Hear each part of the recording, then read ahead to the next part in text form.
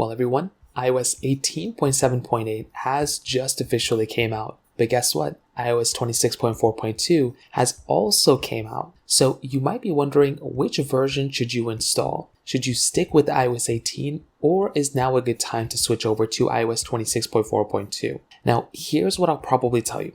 They both are similar in one way. Both of these updates came out almost basically the exact same time because they ended up fixing one particular issue that was specifically for notifications. So within our notifications, if you deleted them, you would be able to somehow, get those notifications back. And that was a very concerning thing.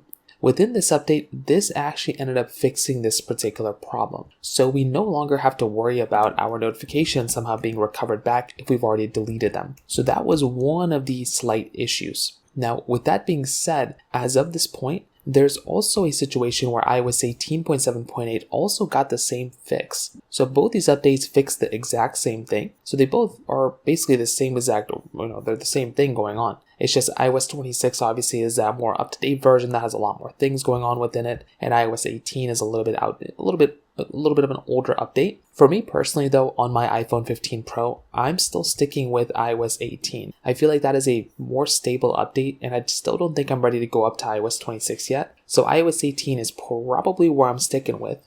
But if you do want to update, you can go to 26.4.2, but I still think like 75% of me wants to recommend people to stick with iOS 18. So in terms of that basically covers it up there. If you have any other thoughts or questions, please let me know in the comment section below. Hit the like button, that will mean so much, but definitely hit that subscribe button. More importantly than everything else, I love every single one of you guys. Hopefully I'll catch you guys in the next video. Peace out till then.